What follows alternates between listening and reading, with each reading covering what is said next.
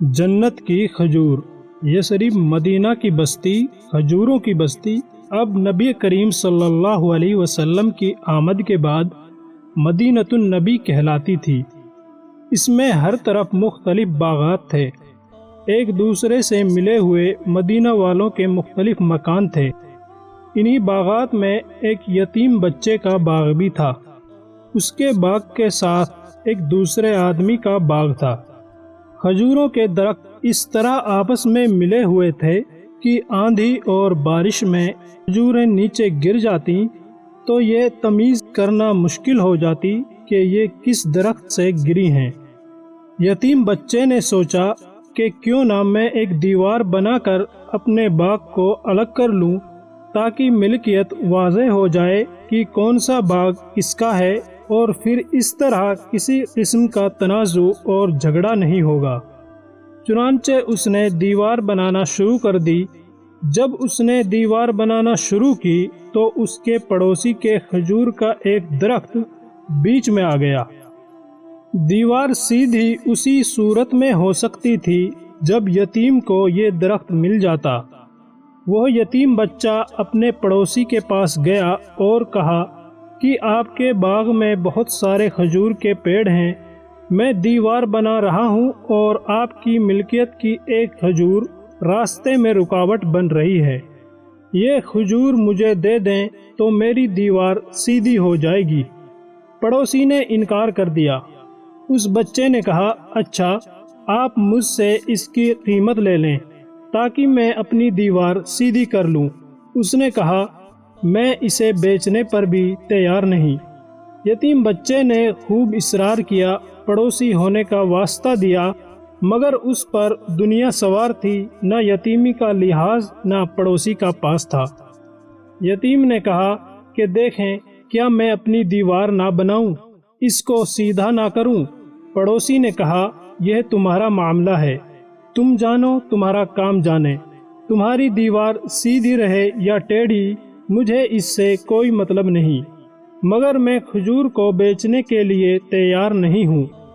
یتیم جب اس سے پوری طرح مایوس ہو گیا تو خیال آیا کہ ایک ایسی شخصیت ہے، اگر وہ سفارش کر دیں تو میرا کام بن سکتا ہے۔ دل میں خیال آتے ہی قدم مسجد نبوی کی طرف اٹھ گئے۔ وہ یتیم بچہ جب مسجد نبوی میں آیا تو سیدھا اللہ کے رسول صلی اللہ علیہ وسلم کے پاس پہنچا اور عرض کیا، یا رسول اللہ، میرا باغ فلاں آدمی کے باغ سے ملا ہوا ہے، میں ان کے بیچ دیوار بنا رہا ہوں، مگر دیوار اس وقت تک سیدھی نہیں بنتی جب تک راستے میں آنے والی ایک کھجور میری ملکیت نہ بن جائے۔ میں نے اس کے مالک سے عرض کیا کہ وہ مجھے اس کھجور کو بیچ دے، میں نے اس کی منت سماجت بھی کی، مگر اس نے انکار کر دیا ہے۔ اے اللہ کے رسول، آپ میری اس سے سفارش کر دیں کہ وہ مجھے کھجور کا درخت دے دے۔ آپ صلی اللہ علیہ وسلم نے فرمایا، جاؤ اس آدمی کو بلا کر لے آؤ۔ وہ یتیم اس شخص کے پاس گیا اور کہا کہ اللہ کے رسول صلی اللہ علیہ وسلم تمہیں بلا رہے ہیں۔ وہ آدمی مسجد نبوی میں آیا، آپ صلی اللہ علیہ وسلم نے اس کی طرف دیکھا اور فرمایا، تمہارا باغ اس یتیم کے باغ سے ملا ہوا ہے۔ یہ یتیم بچہ دیوار بنا کر اپنے باغ کو تمہارے باغ سے علیحدہ کرنا چاہتا ہے، تمہاری ایک کھجور اس کی راہ میں رکاوٹ ہے، تم ایسا کرو کہ اپنے بھائی کو یہ کھجور دے دو۔ اس آدمی نے کہا، میں تو نہیں دوں گا۔ آپ صلی اللہ علیہ وسلم نے پھر فرمایا کہ اپنے بھائی کو یہ کھجور دے دو۔ اس نے پھر کہا، نہیں۔ تب آپ صلی اللہ علیہ وسلم نے فرمایا، اپنے بھائی کو کھجور دے دو اور میں تمہیں جنت میں ایک کھجور کے درخت کی ضمانت دیتا ہوں۔ اس آدمی نے اتنی بڑی پیشکش سننے کے باوجود کہا، نہیں، میں اپنی کھجور نہیں دے سکتا۔ آپ صلی اللہ علیہ وسلم اب خاموش ہو گئے۔ اس سے زیادہ کچھ کہنا آپ صلی اللہ علیہ وسلم نے مناسب نہ سمجھا۔ صحابہ کرام خاموشی سے ساری گفتگو سن رہے تھے۔ حاضرین مجلس میں حضرت ابو دہدہ رضی اللہ تعالی عنہ بھی تشریف فرما تھے۔ مدینے میں ان کا بڑا خوبصورت باغ تھا۔ 600 کھجور کے درختوں پر مشتمل باغ اپنے پھل کے سبب بڑا مشہور تھا۔ اس باغ کی کھجوریں عمدہ اور اعلیٰ قسم کی شمار ہوتی تھی۔ منڈی میں ان کی بڑی شہرت تھی۔ مدینے کے بڑے بڑے تاجر اس بات کی حسرت اور خواہش کرتے تھے کہ کاش یہ باغ ان کی ملکیت ہوتا۔ ابو دہدہ رضی اللہ تعالی عنہ نے اس باغ کے بیچ میں اپنا خوبصورت سا گھر تعمیر کر رکھا تھا۔ بیوی اور بچوں کے ساتھ وہیں رہائش پذیر تھے۔ میٹھے پانی کے کنویں نے اس باغ کی اہمیت کو اور زیادہ بڑھا دیا تھا۔ ابو دہدہ رضی اللہ تعالی عنہ نے جب اللہ کے رسول صلی اللہ علیہ وسلم کی پیشکش کو سنا تو دل میں خیال آیا کہ اس دنیا کا کیا ہے، آج نہیں تو کل ضرور مرنا ہے، اور پھر ہمیشہ کی زندگی، عیش و آرام یا دکھ و آلام کی زندگی۔ اگر جنت میں ایک کھجور مل جائے تو کیا کہنے۔ آگے بڑھے اور کہا، اے اللہ کے رسول صلی اللہ علیہ وسلم، یہ جو پیشکش آپ نے کی ہے صرف اسی شخص کے لیے ہے، یا اگر میں اس آدمی سے اس کھجور کو خرید کر اس یتیم بچے کو دے دوں تو کیا مجھے بھی جنت میں کھجور ملے گی؟ آپ صلی اللہ علیہ وسلم نے فرمایا، ہاں، تمہارے لیے بھی جنت میں کھجور کی ضمانت ہے۔ ابو دہدہ رضی اللہ تعالی عنہ سوچنے لگے کہ ایسی کون سی چیز ہے جو میں اس شخص کو دے کر اس سے وہ کھجور خرید لوں اور پھر اس یتیم کو دے دوں۔ پھر اچانک ہی ایک عجیب فیصلہ کیا، اس آدمی سے مخاطب ہوئے اور کہا، سنو، تم میرے باغ سے واقف ہو جس میں میرے 600 کھجوروں کے درخت، گھر اور کنواں ہے۔ اس آدمی نے کہا، مدینے میں کون ہوگا جو اس باغ کو نہ جانتا ہو؟ صحابی نے کہا، تم ایسا کرو کہ میرا سارا باغ اس ایک کھجور کے بدلے میں لے لو۔ اس آدمی کو اپنے کانوں پر یقین نہ آیا۔ اس نے مڑ کر ابو دہدہ رضی اللہ تعالیٰ عنہ کی طرف دیکھا، پھر لوگوں کو مخاطب کرتے ہوئے کہا، سن رہے ہو ابو دہدہ کیا کہہ رہا ہے؟ ابو دہدہ رضی اللہ تعالیٰ عنہ نے پھر اپنی بات کو دہرایا، لوگوں کو اس پر گواہ بنایا، چنانچہ اس ایک کھجور کے بدلے میں اپنا سارا باغ، کنواں اور گھر اس آدمی کے حوالے کر دیا۔ جب اس ایک کھجور کے مالک بن گئے تو اس یتیم بچے سے کہا، آج کے بعد وہ کھجور تمہاری، میں نے وہ تم کو تحفے میں دے دی۔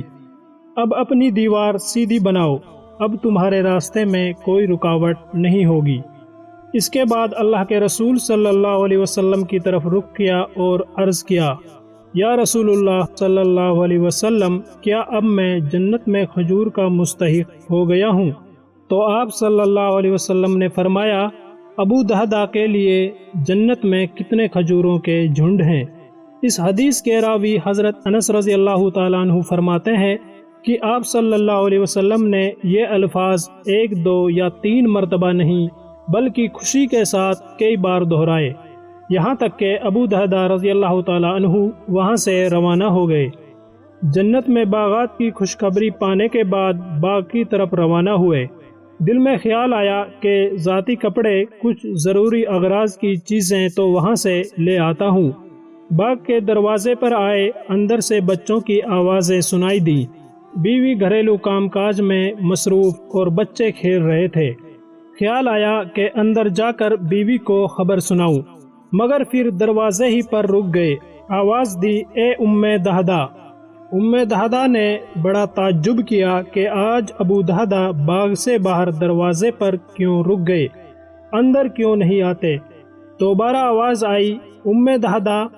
جواب دیا، حاضر اے ابو دہدہ۔ فرمایا، اس باغ سے بچوں سمیت باہر نکل آؤ، میں نے یہ باغ فروخت کر دیا ہے۔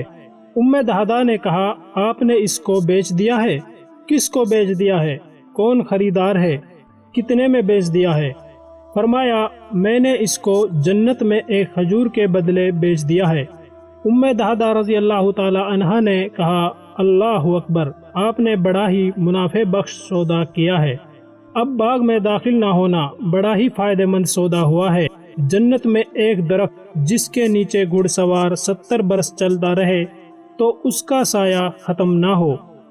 دہدہ نے بچوں کو پکڑا، ان کی جیبوں کو ٹٹولا، جو کچھ ان میں تھا ان کو نکالا، کہا کہ اب یہ رب کا ہو گیا ہے، ہمارا نہیں، اور خالی ہاتھ باغ سے باہر نکل آئیں۔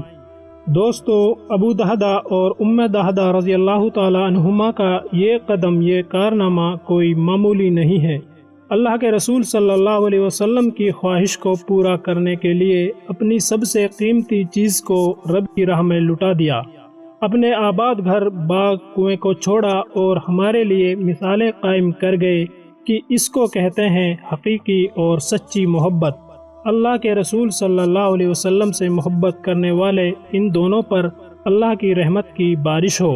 انہوں نے کتنی بڑی قربانی اور ایثار کا مظاہرہ کیا۔ بلا شبہ ان کا یہ کارنامہ تاریخ میں سنہرے حروف سے لکھا گیا۔